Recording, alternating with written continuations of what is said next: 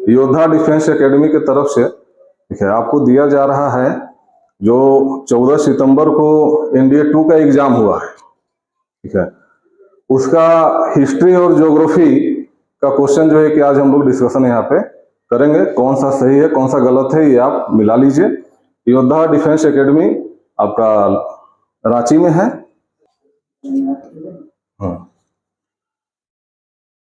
तो क्वेश्चन जो है कि देखिए, निम्नलिखित में से किसने अप्रैल 1936 में 1936 में लखनऊ में अखिल भारतीय किसान सभा के पहले सत्र की अध्यक्षता की थी?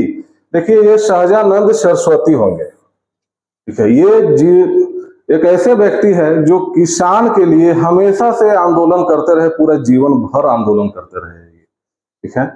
और बिहार किसान सभा का स्थापना ये किए थे 1929 में।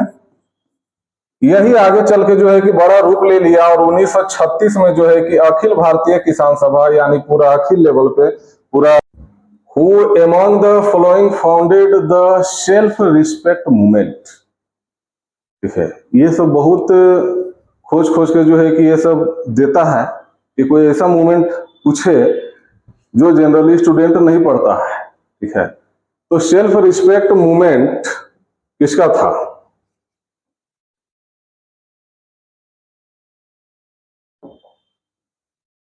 Self Jyotiba Phule, Swami Vivekananda, EV Ramaswamy Naicker, doctor BR Ambedkar. कौन हो जाएंगे इसके? तो ये हो जाएंगे EV रामास्वामी नायकर। इनको पेरियार के नाम से भी जो है कि जाना जाता था। पेरियार के नाम से भी जो है कि इनको जाना जाता है, EV रामास्वामी नायकर को, ठीक है। इन्होंने बहुत सारा आंदोलन किया है। मद्रास प्रेसिडेंसी में हम लोग जानते हैं कि प्रेसिडेंसी जब ईस्ट इंडिया कंपनी काम करने जब यहाँ पे आया था तो धीरे धीरे वो लोग शासन भी करने लगा, और शासन करने के क्रम में पूरे भारत को, यानी कि जो उसका साम्राज्य था उसको 5 प्रेसिडेंसी में बांटा था। उसी में एक था मद्रास प्रेसिडेंसी। तो मद्रास प्रेसिडेंसी में इनका बहुत योगदान रहा है, EV रामास्वामी नायकर जी का, ठीक है। जातिगत भेदभाव, अंधविश्वास, ये सब जो था, ठीक है, जादू टोना, ये सब ब्लैक मैजिक, ये सब के खिलाफ जो है कि रामास्वामी नायकर काम किए थे। इनको पेरियार के नाम से भी जाना जाता है। कभी कभी जो है कि नायकर के जगह पे पेरियार भी जो है कि मिलेगा आपका, ठीक है। तो एक ही व्यक्ति है, अलग अलग नहीं है। पेरियार जो है कि तमिलनाडु का एक उपाधि है, एक टाइटल है जो प्यार से इनको बोला जाता है, ठीक है। नेक्स्ट में चलते हैं।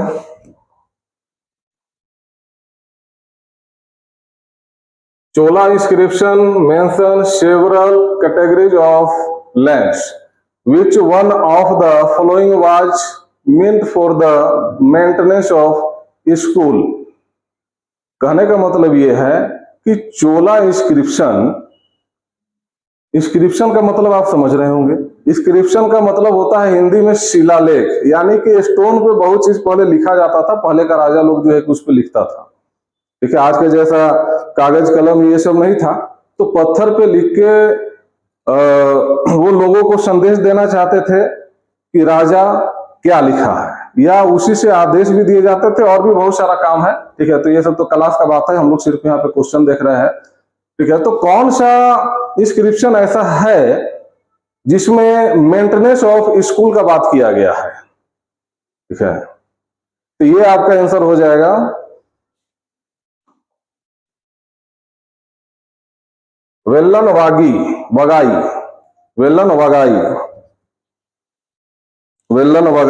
इसका आंसर है वेल्लन वगाई।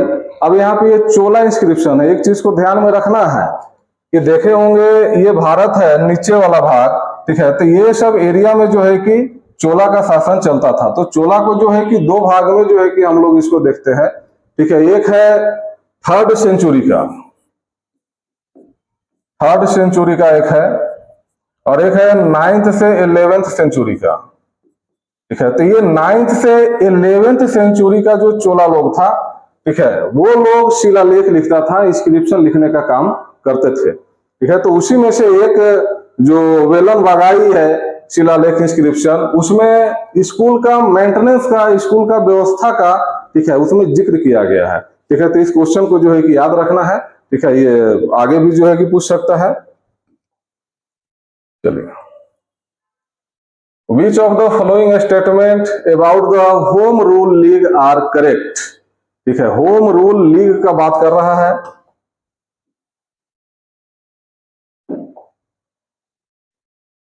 होम रूल लीग, गृह स्वशासन, ठीक है। तो इसका स्टेटमेंट चलते हैं। स्टेटमेंट में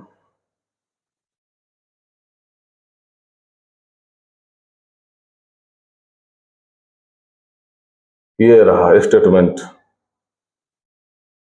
Lokmanya Tilak set up the Home Rule League at the Bombay Provincial Conference held at Belgaum in April 1916। सही की गलत देखिए, बहुत जगह जो है कि सिर्फ ऊपर ऊपर ही पढ़ा के जो है कि छोड़ दिया जाता है, जिसके कारण जो है कि थोड़ा दिक्कत होता है। ठीक है, लोकमान्य तिलक आपका बॉम्बे प्रोविंशियल कॉन्फ्रेंस हो रहा था, ठीक है। तो क्या उसी में होम रूल लीग का एस्टेब्लिशमेंट किए थे, जो बेलगाम में हो रहा था अप्रैल 1916 में? तो ये सही है, ठीक है। ये बॉम्बे में तो किए ही थे, बॉम्बे प्रोविंशियल कॉन्फ्रेंस का उस टाइम में चल रहा था, ठीक है। तो उसी में जो है कि इसका स्थापना किए थे, ये सही है। Annie Besant announced the formation of Home Rule League in September 1916, ठीक है। लोकमान्य तिलक, ठीक है, तिलक जी और एनी बेसेंट, तिलक और एनी बेसेंट, ठीक है, ये दोनों मिलकर होम रूल चला रहे थे, ठीक है। तो सबसे पहले होम रूल का एस्टेब्लिशमेंट कौन किए? तो सबसे पहले जो है कि किए आपका लोकमान्य तिलक। ये आपका कब कर दिए? 1916 में ही कर दिए थे, ठीक है। और एनी बेसेंट का भी 1916 ही दिया है। यानी कि सिर्फ ईयर रखने से काम नहीं चलेगा, सिर्फ अगर आप ईयर को याद रखे हैं तो उससे काम नहीं चल रहा है, ठीक है। यहाँ पे देखिए, जब तक आपको मंथ याद नहीं रहेगा तब तक आप जो है कि इस क्वेश्चन को नहीं पकड़ सकते हैं, ठीक है।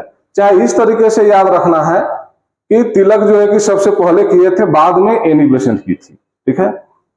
तो एनी बेसेंट सितंबर में की थी, ये सही है। और तिलक जी अप्रैल में किए थे, ये सही है। दोनों 1916 में ही किया है, ठीक है। तो ये सही है, सही स्टेटमेंट है। नेक्स्ट देखते हैं। To avoid friction Tilak's league was to work in Maharashtra excluding Bombay city, ठीक है। देखिए बात सही है, यहां तक अगर हम देखें तो यहां तक बात सही है कि ये वर्क महाराष्ट्र में कर रहे थे, महाराष्ट्र में होम रूल लीग का स्थापना किए थे, ठीक है। लेकिन उसमें बॉम्बे सिटी इंक्लूड नहीं था, ठीक है। बॉम्बे शहर इंक्लूड नहीं था, ठीक है। और इनका क्षेत्र में महाराष्ट्र आता था, ठीक है, लेकिन बॉम्बे सिटी नहीं आता था। इसके अलावा जो है कि Karnataka, central provinces and Berar Besant league was given charge of the rest of India, ठीक है। ये भी स्टेटमेंट जो है कि सही है, ठीक है। और बाकी जो बच गया ये सब के अलावा, वो सारा का सारा क्षेत्र आ जाता था एनी बेसेंट के जिम्मे में। यानी कि महाराष्ट्र, कर्नाटका, सेंट्रल प्रोविंसेस और बरार का क्षेत्र आता था तिलक जी के नेतृत्व में, और बाकी क्षेत्र आता था एनी बेसेंट के नेतृत्व में। देखिए, which one of the following statement about Ishwar Chandra Vidyasagar is not correct. Ishwar Chandra Vidyasagar ji के नेतृत्व में बहुत सारा काम हुआ है, बहुत सारा ये आंदोलन किए, बहुत सारा समाज सेवा का काम किए हैं, ठीक है। तो इनके नेतृत्व में इनमें से ये चार ऑप्शन में से कौन नहीं हुआ है? He was the principal of Sanskrit College Calcutta. सही की गलत? तो ये सही है। He was a government inspector of school, he was a secretary of the Bethune school, he was the founder of widow remarriage association, ठीक है। तो इसमें कौन सा गलत है? ठीक है, तो ए बी सी सही है, डी गलत है, ठीक है, डी आपका इसमें गलत हो जाएगा, इसको याद रखना है। इसका स्थापना एसोसिएशन का फाउंडर जो है कि आपका इसका फाउंडर विंडो रीमैरिज एसोसिएशन का फाउंडर विष्णु शास्त्री है।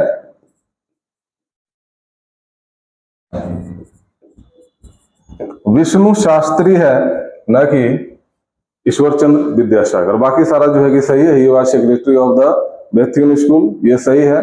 गवर्नमेंट इंस्पेक्टर थे स्कूल का। और संस्कृत कॉलेज कलकत्ता में इन्होंने ही स्थापना किया था, ये संस्कृत कॉलेज का। ठीक है, और इसके पहले प्रिंसिपल भी यही थे। ठीक है, तो ये भी सही है, डी नंबर इसका गलत है। 81 in the Harappa civilisation traces of canals have been found at Banawali, Lothal, Shortughai, Dholavira. देखिए क्या पूछा है question, Harappa civilisation traces of canals, कहां से हड़प्पा सिविलाइजेशन में, सिंधु घाटी की सभ्यता में, इंडस वैली सिविलाइजेशन में कैनाल का प्राप्ति हुआ है, कहां से फाउंड हुआ है कैनाल। ठीक है, नहर, नहर कहां से मिला है। ठीक है, तो बनावली आपका भारत में है, लोथल आपका भारत में है, धोलावीरा भी आपका भारत में है। ठीक है, ये सुरतागोई सबसे पहले ये आपका अफगानिस्तान में है। ठीक है, अफगानिस्तान में है। तो इसका मतलब ये नहीं कि अफगानिस्तान में है तो इसी को मार देना है। ठीक है, इसका आंसर भी जो है कि यही होगा। यहां से जो है कि नहर का एविडेंस मिला है इंडस वैली सिविलाइजेशन का। ठीक है, तो ये आपका राइट आंसर हो जाएगा। 85, इसके बाद 83 के बाद में 85। हाँ, Senguttuvan is the name of, Senguttuvan is the name of, ठीक है, a Pandya ruler, Pandya ruler, a Chola king, a minister in Satavahana court, the capital city of the Cheras. ठीक है, तो ये तीनों का तीनों जो है कि आपका, ठीक है, आज का तमिलनाडु केरल वाला एरिया में मिला के, ठीक है, ये लोग तीनों जो है कि रहता था, चोर, चेर और पांडे। ठीक है, तो इसमें सेनगुटवन चेर रूरल था, चेर शासक था सेनगुटवन, चेराज का रूलर था। लेकिन यहां पे उस टाइप से ऑप्शन नहीं दिया है। The capital city of the Chera, क्या सेनगुटवन चेरा का कैपिटल सिटी था। ठीक है, तो नहीं, ऐसा जो है कि नहीं बोला जा सकता। सेनगुटवन तो रूलर का नाम था, the capital city of the Cheras. ठीक है, इस नाम से कोई सेनगुटवन नाम से कोई कैपिटल नहीं मिला है। ठीक है, लेकिन अगर इसमें हमको मारना ही है तो पांडे रूलर तो नहीं था, ये तो कंफर्म है। ए चोला किंग भी नहीं था, ये भी कंफर्म है। ए मिनिस्टर इन सातवाहन कोट, ये भी जो है कि कंफर्म है। ठीक है, ये सातवाहन मुंबई वाला एरिया में जो है कि लोग का चलता था सातवाहन का, ये भी सही नहीं है। तो बस एक ही रहा है। ठीक है, the capital city of the Chera मार देना है, ये आपका सही आंसर हो जाएगा। Ramacharita an example of Dvyashraya kavya telling two stories was written by, तो सुबंधु भट्टी, तो यहाँ पे कंबन होगा। देखिए, एक रामचरित मानस है जो गोस्वामी तुलसीदास लिखे हैं। ठीक है, लेकिन यहाँ पे रामचरित है, तो कंबन भी जो है कि रामायण से रिलेटेड जो है कि लिखा है। ठीक है, तो इसीलिए सही आंसर यहाँ पे आपका कंबन होगा। चलिए आगे बढ़ते हैं। आगे है 87।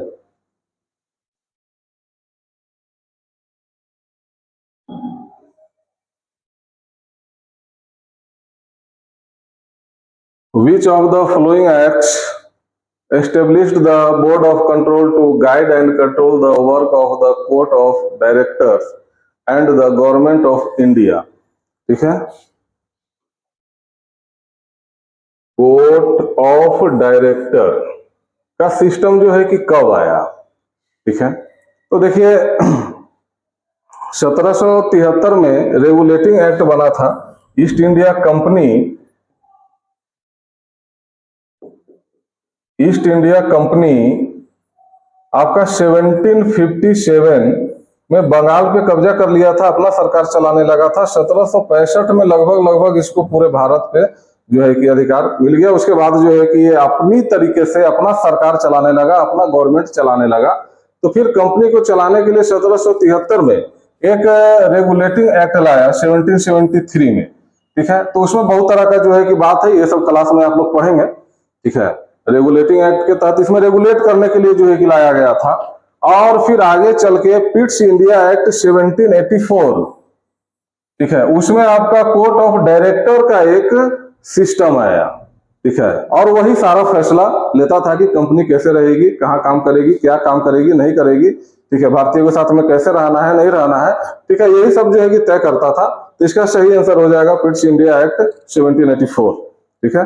नेक्स्ट हम लोग चलते हैं, नेक्स्ट 88 भी है।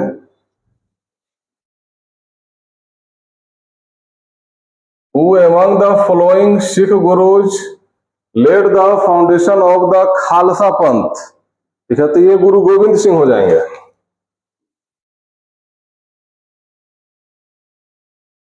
गुरु गोविंद सिंह हो जाएंगे। इनका जन्म बिहार में हुआ था, बिहार के पटना साहिब में, बिहार में इनका जन्म हुआ था गुरु गोविंद सिंह। और ये 10वें गुरु थे, ठीक है, और लास्ट गुरु थे, ठीक है। तो इन्होंने ही खालसा पंथ का स्थापना किया था। खालसा पंथ ये एक ग्रुप था, एक समूह था जो सिख संप्रदाय के अंदर में ही आता था, ठीक है। और इन लोगों का काम था जो अंधविश्वास है वो सब कुछ जो है कि दूर करना, जो दारू शराब ये सब जो पीता उता है, ठीक है, बहुत तरह का जो है कि कुरीति था, ठीक है। तो वो खालसा पंथ का जिम्मेदारी था कि ये सब चीज को दूर किया जाए। तो इसका स्थापना गुरु गोविंद सिंह किए थे। ये आपका सही आंसर है। Consider the following statement with reference to feldspar mineral. Half of the earth crust is composed of feldspar.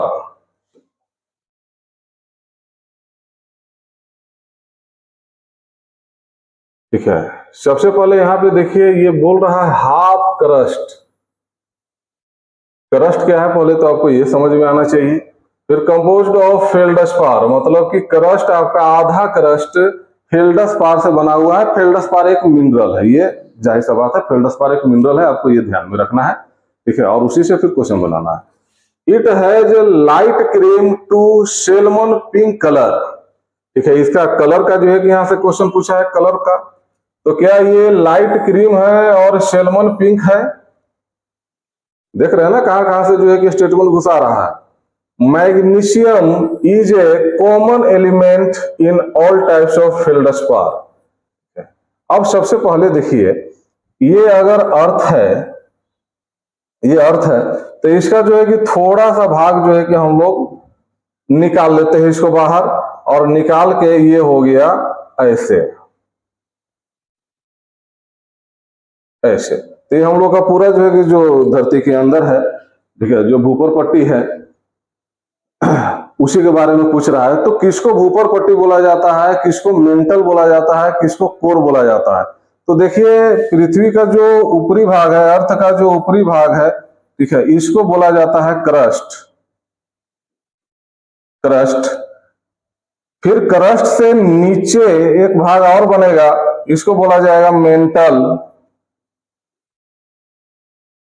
फिर यहां से यहां भी जो है कि एक तो बनेगा, इसको बोला जाता है कोर, ठीक है।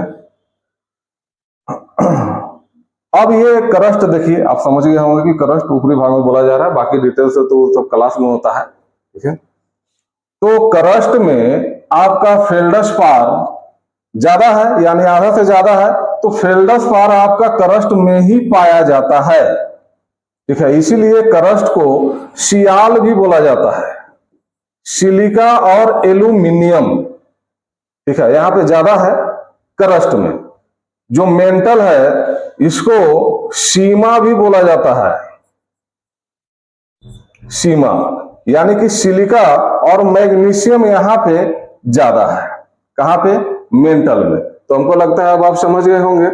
फेल्डस्पार जो है कि ये बोल रहा है कि आधा क्रस्ट आपका फेल्डस्पार से ही जो है कि बना है, ठीक है। तो आधा से ज्यादा जो है कि बना हुआ है ही, ये सही मारना है, ये सही है। It has light cream to salmon pink colour, ठीक है, ये पिंक कलर का होता है, ग्रीन कलर का भी होता है, ग्रे कलर का भी होता है, तो ये आपका सही है। ठीक है। Magnesium is common element in all types of feldspar, ठीक है। तो फेल्डस्पार तो जो है कि आपका मैग्नीशियम कहाँ मिल रहा है, मैग्नीशियम मिल रहा है मेंटल में, ठीक है। यहाँ पे देखिए ये सीमा, इससे हो गया मैग्नीशियम, ठीक है। तो मैग्नीशियम मिल रहा है आपका मेंटल में, ठीक है। और फेल्डस्पार मिल रहा है ये करस्ट में। तो फेल्डस्पार जब करस्ट में मिल रहा है तो मैग्नीशियम तो वहां पर मिलने का सवाल ही नहीं है फेल्डस्पार में, ठीक है। तो ये आपका रॉन्ग आंसर है, इसका सही आंसर 1 और 2 हो जाएगा, B number. 113 number, consider the following pairs with reference to sedimentary rock and the process of their formation, ठीक है। सेडिमेंट्री रॉक का जो है कि बात यहाँ पे हो रहा है, इग्नियस होता है, मेटामॉर्फिक होता है, ठीक है, सेडिमेंट्री होता है, ठीक है। ये चट्टान के बारे में पढ़ा जाता है, लेकिन ये बहुत अंदर जाके जो है कि क्वेश्चन पूछ दिया है। और इसका जो है कि सही आंसर आपका किसमें से, डी 1 2 3, ये तीनों का तीनों सही है, ठीक है। चेट आपका केमिकली फॉर्मेट होता है, ठीक है। ये सेडिमेंट्री रॉक ही है, सेडिमेंट्री रॉक का बहुत सारा टाइप है, ठीक है। तो जनरली जो है कि स्टूडेंट सेडिमेंट्री रॉक तक जो है कि पढ़ के जाता है, उसका टाइप जो है कि पढ़ता ही नहीं है, ठीक है। इसमें से कौन सा कथन सही है, सही बताना है। महासागरीय खाइया प्लेटों की गति के अध्ययन में अत्यंत महत्वपूर्ण है, ठीक है। तो ये बात सही है, महासागरीय खाइया सक्रिय ज्वालामुखी और शक्तिशाली भूकंपों से संबंध है, ये भी सही है। यहाँ पे देखिए प्लेट टेक्टोनिक जो एक चैप्टर आता है, ठीक है, उसको पढ़ने के बाद ही आपका ये क्वेश्चन बन पाएगा, ठीक है। ये बहुत टेक्निकल क्वेश्चन है, ठीक है।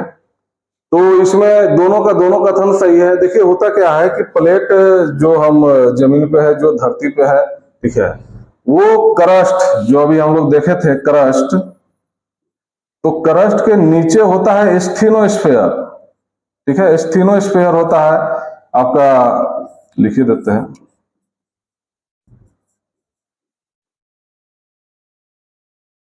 स्थिनोस्फेयर होता है, ठीक है। वो वहां पे लिक्विड जैसा होता है, मेगमा होता है, और उसी पे जो है कि प्लेट तैरते रहता है, और उसी प्लेट पे जो है कि हम लोग है। तो कभी कभी प्लेट जो है कि इधर से और इधर वाला, ठीक है, ये इधर आ रहा है और ये इधर जा रहा है, तो दोनों आपस में टकराता है तो भूकंप आता है। तो भूकंप से तो संबंध है ये है, ठीक है। और भूकंप में जो है कि क्या होता है, फट जाता है तो महासागर में खाई भी बन जाता है, ठीक है, स्ट्रेच बन जाता है, ठीक है। और ये आपका सिर्फ महासागर में नहीं, महासागर में तो आपका पानी मिलेगा, तो सिर्फ वही नहीं, आपका इधर भी बन जाता है महाद्वीप पे, ठीक है, जहां पे लैंड वगैरह है वो सब में भी जो है कि बन जाता है, ठीक है। और यहाँ पे ये प्लेट से भी जो है कि रिलेटेड है, क्योंकि दो प्लेट आपस में टकराता है, ठीक है। तो इससे हम लोग को पता चलता है कि भाई भूकंप आने वाला है। और ये दोनों अगर अलग अलग जा रहा है, ये अपना इधर जा रहा है, ये अपना इधर जा रहा है, तो यहाँ से भी जो है कि खाई बनता है, तो इसके यहाँ से फिर जो है कि निकलता है ज्वालामुखी, और ज्वालामुखी जो है कि फिर ऊपर आपका महासागर में भी आता है, और महाद्वीप में भी आता है, कॉन्टिनेंट में भी आता है, ओशनिक में भी आता है, ठीक है, दोनों जगह आता है। तो उसी में कुछ कुछ जो है कि ऐसा है, अब वहां पे तो पानी है, अब वहां पे समुद्र के अंदर में आ रहा है कि नहीं आ रहा है, ये हम लोग देख नहीं पा रहे हैं, ठीक है। लेकिन जो इधर आ रहा है, जो कॉन्टिनेंट पे आ रहा है, इसको हम लोग देख पा रहे हैं, ठीक है। और ये ज्वालामुखी, भूकंप, ये सब हम लोग को अध्ययन करने में काम भी आता है। अब यहाँ से ज्वालामुखी वोल्केनो जब निकला और ऊपर गया, तो ऊपर जो है कि वो लावा बन गया, जो मैग्मा था, जो पिघला हुआ पार्ट था, ठीक है, स्टेनोस्फीयर में, वही वाला जो है कि ऊपर गया, और ऊपर जाने के बाद में, ठीक है, वो धीरे धीरे चट्टान का जो है कि रूप ले लेता है, ठीक है, रॉक का रूप ले लेता है। तो वहां से क्या क्या निकला, इससे हम लोग को पता चल जाता है कि अंदर में क्या क्या है, ठीक है। तो अध्ययन करने के लिए भी जो है कि बहुत महत्वपूर्ण है, ठीक है। तो दोनों का दोनों इसमें आपका सही हो जाएगा, ठीक है। Of the following statements with references to shadow zone in event of an earthquake is are correct, ठीक है। देखिए ये भूकंप चैप्टर जो है कि पढ़ेंगे तभी जो है कि समझ में आएगा, ठीक है। तो सबसे पहला स्टेटमेंट यहाँ पे है, zone between 105 degree and 145 degree from epic centre epicenter was identified as the shadow zone for both P waves and S waves, ठीक है। इसमें कौन सही है, कौन गलत है, क्वेश्चन क्या पूछा है, आर करेक्ट, इसमें से करेक्ट कौन है ये पूछा है। ठीक है, तो यहां पे आपका 105 डिग्री से 145 डिग्री, ठीक है, किसका बोल रहा है, एस वेव का। ठीक है, एस वेव का जो है कि बोल रहा है। तो यहां पे जो है कि समझ लेने वाला बात है, एस वेव का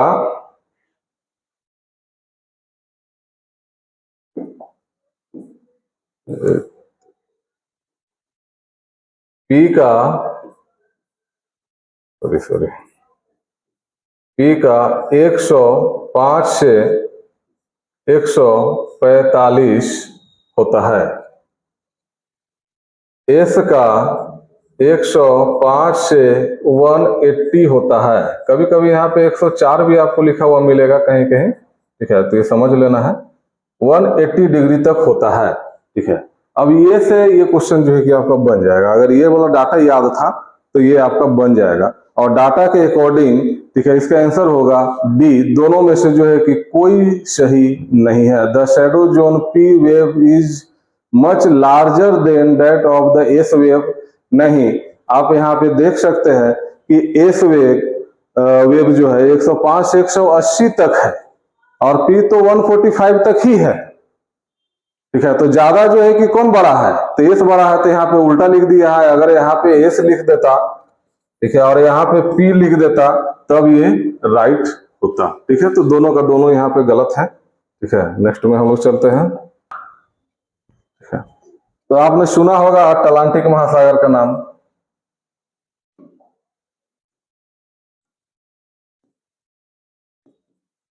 अटलांटिक महासागर का नाम, इधर आपका उत्तरी अमेरिका है, इधर आपका दक्षिणी अमेरिका है, और यहाँ पे जो है कि ये महासागर है। ठीक है, इसी को जो है कि बोला जा रहा है। इधर फिर जो है कि आपका यूरोप हो जाएगा, इधर अफ्रीका हो जाएगा, इधर आपका भारत वाला पार्ट हो जाएगा, यानी एशिया वाला पार्ट हो जाएगा। ठीक है, तो इसके बीच में, ठीक है, एक बहुत बड़ा कटक है, बहुत बड़ा जो है कि पहाड़ है, जिसको कटक बोला जाता है, आपका यहाँ पे रिज बोला जाता है।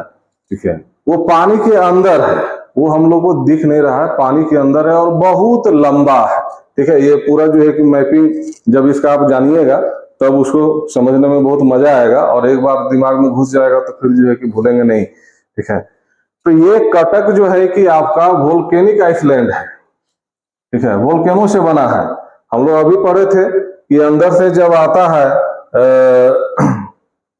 ये भूकंप या ज्वालामुखी, तो जब वोल्केनिक आता है तो ये ऐसे ऐसे जो है कि अपना लावा छोड़ते रहता है, और धीरे धीरे धीरे धीरे जो है कि ये एक चट्टान और पहाड़ के जैसा बन जाता है। ठीक है, ऐसा नहीं है कि सिर्फ चट्टान आपका भूकंप से ही बन रहा है, ये सॉरी ज्वालामुखी से ही बन रहा है, वोल्केनो से ही बन रहा है, और भी कई कारण होता है, तो ये क्लास में आपको जो है कि बताया जाएगा। ठीक है, तो ये आपका ज्वालामुखी से बना है। इसमें से पूछ रहा है एजोरस आइसलैंड। तो एजोरस आइसलैंड देखिए, अब ये पूरा यहाँ से यहाँ तक जो है कि ये लंबे है, एक पहाड़ पूरा लंबा है, तो इसको बीच बीच में नाम दिया गया है। यहाँ से यहाँ तक कुछ और नाम दे दिया गया है, यहाँ से यहाँ तक कुछ और नाम, यहाँ से यहाँ, इस तरीके से बहुत जगह का नाम है। ठीक है, तो एजोरस आइसलैंड ये आपका इसका पार्ट है। पूछ रहा है कौन नहीं है। ठीक है, एसेंशन आइसलैंड ये भी है। ठीक है, त्रिस्टा दा कुन्हा, क्रिस्टन द कुन्हा ये भी है। हवाई आपका नहीं है, हवाई आपका पैसिफिक ओशियन का है। ठीक है, मिड ओशनिक का नहीं है, पैसिफिक का है। ये उत्तरी अमेरिका है, इधर देखेंगे आपका पूरा प्रशांत महासागर है इधर। ठीक है, तो इसका है, तो ये आपका नहीं है, तो जो ये आंसर आपका सी हो जाएगा। Height of waves in determined by wind speed, wind duration and phase. ठीक है, ये क्वेश्चन जो है कि थोड़ा सा हार्ड है, थोड़ा घुमाया है। ठीक है, तो बात यहाँ पे ये है कि सारा का सारा क्वेश्चन तो बनाना जो है कि मुश्किल हो जाता है। ठीक है, घर में बैठ के तो आदमी बना लेता है, लेकिन एग्जाम हॉल में जल्दी नहीं बनता है। ठीक है, तो इसका आंसर ही हम लोग जो है कि डायरेक्ट करते चले, क्योंकि ये सब समझाने के लिए जो है कि अभी टाइम नहीं है, ये सब क्लास का चीज है। ठीक है, तब आप बढ़िया से समझेंगे, तो इसका आंसर हो जाएगा डी। इसका आंसर हो जाएगा डी 117 का। 117 के बाद में 118 भी है,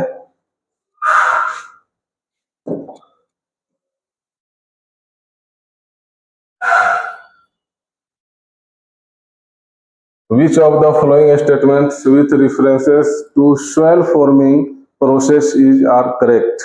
ठीक है, मिट्टी कितने प्रकार का होता है, सोयल कितने टाइप का होता है, ये जनरली लोग पढ़ लेता है, लेकिन मिट्टी बना कैसे है, ठीक है, इसमें भी जो है कि थोड़ा बहुत जो है कि आदमी पढ़ता है, लेकिन इतना डीपली आदमी जाके नहीं पढ़ता है। ठीक है, लेकिन आपको एनडीए बोल रहा है कि अब पढ़िए, तो अब आपको जो है कि पढ़ना पड़ेगा। ठीक है, तो इसका जो है कि आंसर आपका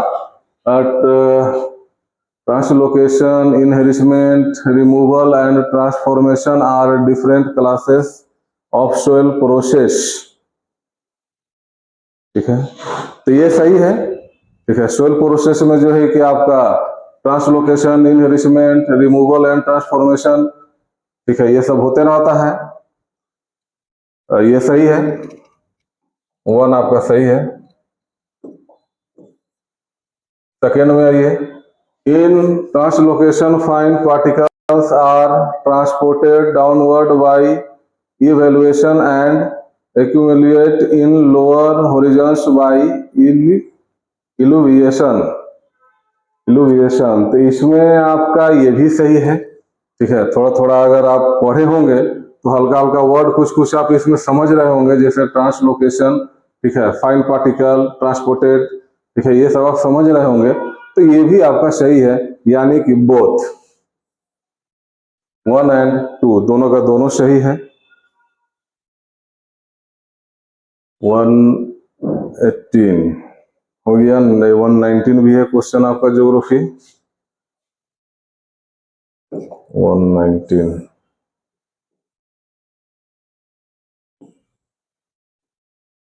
ये देखिए, consider the following statements with reference to structure of the earth atmosphere.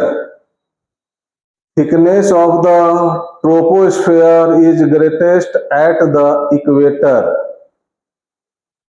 ये सही है। हमारा जो एटमोस्फेयर है इसको कई पार्ट में बांटा गया है। ठीक है, इसको कई पार्ट में बांटा गया है एटमोस्फेयर को। तो जो सबसे नीचे वाला भाग है, ठीक है, फिर इसके बाद हम लोग इसी का मजा ले रहे हैं, हम लोग ट्रोपोस्फेयर में ही है। ठीक है, तो troposphere is greatest at the equator. Equator किसको बोला गया, तो ये पूरा पृथ्वी है, और पृथ्वी के 2 भाग में अगर आप बांट रहे हैं, ठीक है, तो ये वाला जो 0 डिग्री है इसको बोला जाता है इक्वेटर। तो क्या यहाँ पे ट्रोपोस्फेयर, ठीक है, ग्रेटेस्ट होता है, थिकनेस ऑफ द ट्रोपोस्फेयर, तो ये आपका सही है। ठीक है, ट्रोपोस्फेयर आपका उसका ज्यादा होता है, ज्यादा विस्तार होता है इक्वेटर के पास में। ठीक है, 0 डिग्री के पास में, ये आपका सही है। Which statement given above are correct. ठीक है, कौन करेक्ट है यही चुनना है।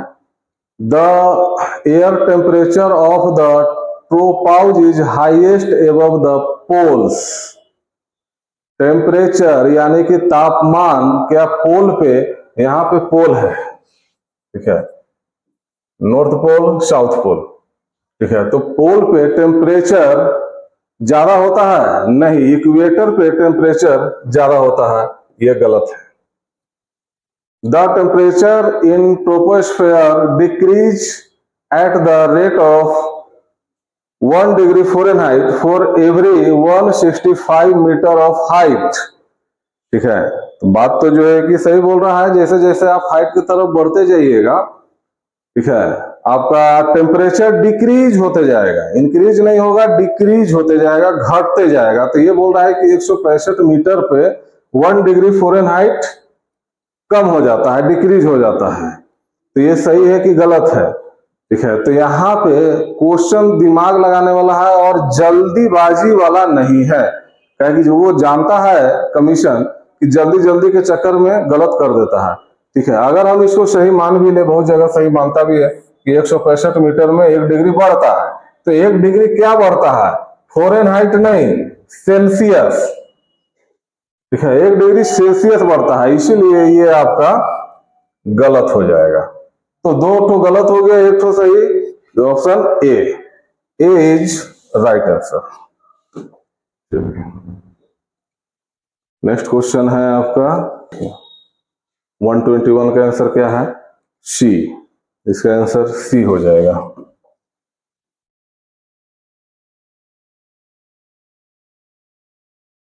इसका आंसर सी राइट आंसर होगा 121 का। नेक्स्ट है 122। 122 भी है। 122 which of the following factors influence the ocean current? ठीक है, ये फैक्चुअल क्वेश्चन है 122 का। इसका आंसर आपका डी हो जाएगा। ठीक है, तो ये बहुत अंडरस्टैंडिंग क्वेश्चन है और साथ में जो है कि कुछ इसमें फैक्चुअल भी आपको देखने को मिलेगा। तो इसका जब तक आप बढ़िया से समझ नहीं जाइए तब तक ये सब क्वेश्चन जल्दी नहीं बनता है। Heating bye solar energy, gravity, Coriolis force, wind, ये सारा का सारा आपका जिम्मेदार है ओशियन करेंट्स के लिए, महासागरीय धारा के लिए। ठीक है, महासागरीय धारा क्या होता है, जब तक आप इसको नहीं पढ़ेंगे तब तक ये समझ में नहीं आएगा। नेक्स्ट है 123 भी है आपका ज्योग्राफी।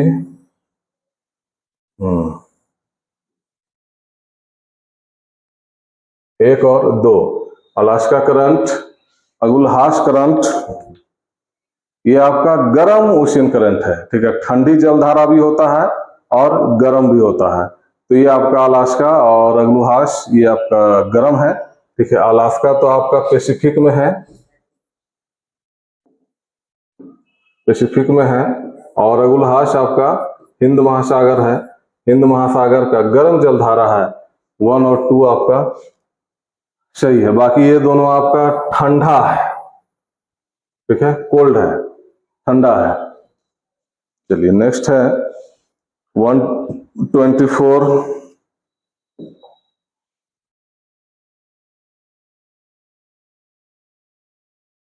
असम राज्य क्रमशः कितने अन्य देशों और भारतीय राज्यों से सीमा साझा करता है? ठीक है, तो ये आपका इंडिया का मैपिंग वाला क्वेश्चन है। मैप अगर आप किए होंगे तो ये बनेगा। ठीक है, तो 2 देश और 7 भारतीय राज्य से ये टच करता है। 2 देश कौन कौन है? तो बीबी, भूटान और बांग्लादेश से टच करता है। और इधर जैसे आप इसका अगर मैप देखे होंगे, अच्छा इसका इंग्लिश में चलते हैं।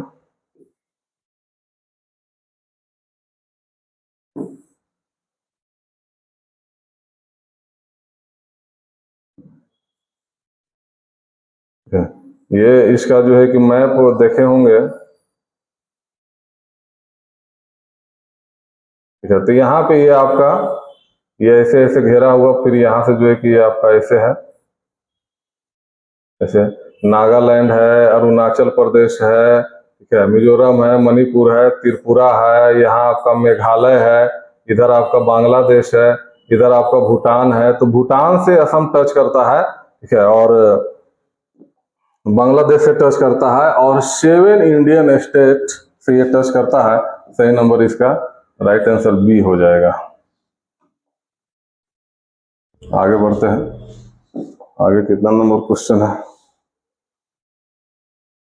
125। 125 यहाँ है। 125 विच one of the following is the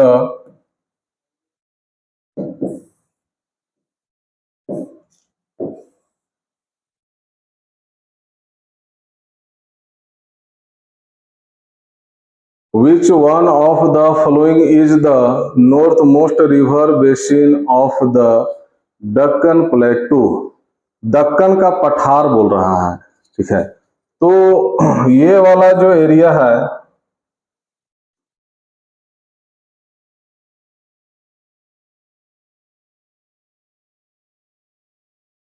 ठीक है, ये महाराष्ट्र वाला एरिया, कुछ कर्नाटका का एरिया भी जो है कि आता है। ठीक है, तो ये ज्यादातर आपका महाराष्ट्र वाला एरिया को दक्कन का पठार बोला जाता है। तो बोल रहा है कि दक्कन का पठार अगर यहां तक है तो इसके नॉर्थ में कौन सा नदी बह रही है? ठीक है, क्वेश्चन आपका यही है। तो कौन सा नदी हो जाएगा यहाँ पे? चंबल, माही, ताप्ती, नर्मदा। ठीक है। तो इसका पूरा डायग्राम अगर आप नदी को बढ़िया से पढ़ेंगे, ठीक है, ड्रेनेज सिस्टम को बढ़िया से पढ़ेंगे तो ये सब जो है कि हलवा हो जाएगा। चंबल, माही, नर्मदा, ताप्ती ये सब मध्य प्रदेश से ही जो है कि निकल रही है, लेकिन माही जो है कि उधर राजस्थान तरफ ये और सब जो है कि नदी आपका गिर रही है ये अरब सागर में, ठीक है, अरब सी में जो है कि गिर रही है। तो ताप्ती ऊपर है, माही ऊपर है, चंबल ऊपर है, नर्मदा बेसिन जो है आपका, ठीक है। रिवर बेसिन के बारे में पूछ रहा है। बेसिन का मतलब एक चीज आपको ध्यान में रखना है, ठीक है, कि ये आपका नदी है तो इस नदी में आपका कई उसका सहायक नदी आके दोनों तरफ से मिलते रहती है, ठीक है। अब इसका जो सहायक नदी है इसका भी कोई जो है कि सहायक नदी होगा, इसका भी कोई सहायक नदी होगा, इसका भी कोई सहायक नदी होगा, तो ये सब को मिला जुला के बोला जाता है बेसिन, ठीक है। तो जो नर्मदा बेसिन है वो डेक्कन प्लेटू के ऊपर में है, ये आपका सही आंसर है सी। आगे बढ़ते हैं। Laterite soil in India is rich in which of the following? Laterite soil in India is rich in which of the following? Calcium, nitrogen, phosphate और पोटाश, ठीक है। Rich in which of the following किसका बात किया है? Laterite soil का बात किया है, ठीक है। तो लेटेराइट सोयल आपका ज्यादातर दक्षिण वाला एरिया में पाया जाता है,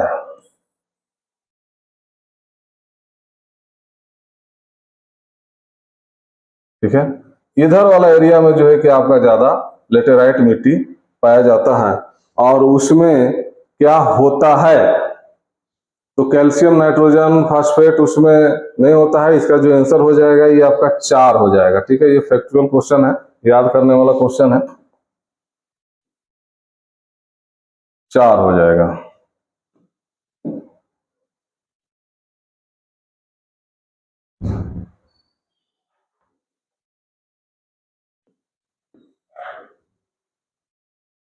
ठीक है, पोटाश 4 हो जाएगा। अच्छा, इधर भी है 27। Which of the following statement with reference to crops cultivated in India is are correct? कौन सा इसमें करेक्ट है? 127 में ये आपको बताना है। करेक्ट पूछ रहा है, नोट करेक्ट नहीं पूछ रहा है, ठीक है। तो इसमें हम लोग बाजरा उजरा ये सब के बारे में जानते ही होंगे, ठीक है। तो इसमें कौन सा मिट्टी में कौन सा होता है, ठीक है। बाजरा ये सब आपका मोटा अनाज है, ठीक है। तो shallow black soil, sandy and where red and shallow black soil is suited for ragi, ठीक है। रागी मड़ुआ को भी बोला जाता है, ठीक है। ये सब आपका दक्षिण में होता है। स्टेटमेंट देखने से तो दोनों जो है कि सही लग रहा है, ठीक है। तो इसमें दोनों का दोनों जो है कि सही हो जाना चाहिए। क्वेश्चन बढ़िया है, इसको नेक्स्ट ईयर के लिए ध्यान में रखना है। सी इसका हो जाएगा आपका, दोनों का दोनों इसमें सही है। नेक्स्ट क्वेश्चन 28 भी है, 128 मैच करना है लिस्ट 1 को लिस्ट 2 से। Answer using the code given below the list, ठीक है। इसमें मैच करना है। तो इसमें देखिए बेवार आपका यूपी में है, ठीक है, और बालाघाट आपका एमपी में है। बालाघाट बिलासपुर छत्तीसगढ़ में है। अब कौन किसके लिए फेमस है? तो इसमें हो जाएगा बेवार माइका,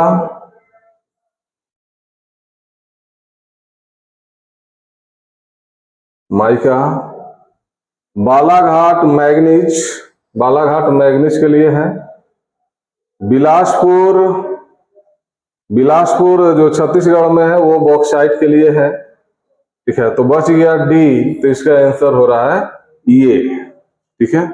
ये हिसाब से ए का 2, बी का 1, ए का 2 बी का 1 एक ही में है, सी है, आगे देखने की जरूरत भी नहीं है, मार दीजिए। चलिए नेक्स्ट क्वेश्चन है आपका 129 भी है, 129 129। निम्नलिखित में से कौन सा राज्य एनटीपीसी के विंध्याचल विद्युत संयंत्र का एक लाभार्थी नहीं है? ठीक है, इंग्लिश में चलते हैं। Which one among the following is not a beneficiary state from the Vindhyachal power plant of the NTPC? NTPC का जो है कि पावर प्लांट है विंध्याचल में। विंध्याचल वाला एरिया आपका पड़ता है महाराष्ट्र, ये मध्य प्रदेश में। ठीक है, तो मध्य प्रदेश के अगल बगल वाला कोई जो है कि उसमें फायदा होगा। तो मध्य प्रदेश के बगल में यूपी है, ठीक है, इसको फायदा हो जाएगा। महाराष्ट्र को हो जाएगा, गुजरात को हो जाएगा। गोवा जो है कि बहुत नीचे है, गोवा को नहीं होगा। तो इसका आंसर हो जाना चाहिए बी। बी इसका सही आंसर है। 130 भी है क्या? स्टेट इन इंडिया, अच्छा।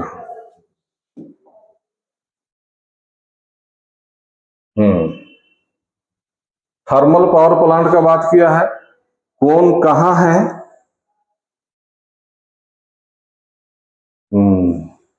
तो ये भी आपका फैक्चुअल क्वेश्चन है, रटने वाला क्वेश्चन है।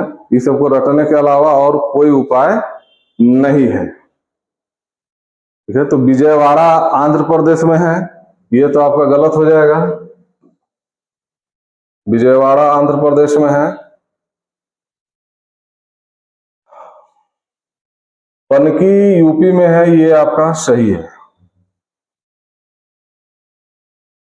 वांकबारी गुजरात में है, ये भी आपका सही है। पराली ये आपका गलत है। तो इसका 1 और 4 इसका आंसर होना चाहिए। ऑप्शन इसका, अच्छा, आर करेक्टली मैच्ड। अच्छा, कितना पेयर आर करेक्टली मैच्ड है? ठीक है, तो 1 और 4 यानी कि 2 ठो मैच है। तो आंसर इसका बी हो जाएगा। 2 ही मैच है, इसका आंसर आपका बी हो जाएगा। और आगे कितना नंबर क्वेश्चन था ये? 130। एक क्वेश्चन है 132। The headquarter of world meteorological organisation, ठीक है, WMO इज लोकेटेड एट। तो WMO is located at Switzerland में, इसका आंसर हो जाएगा। ये सब रटने वाला क्वेश्चन है, रटिए इसको। ठीक है, तो ये हो गया आपका हिस्ट्री और ज्योग्राफी का खत्म। ठीक है, चलिए, धन्यवाद।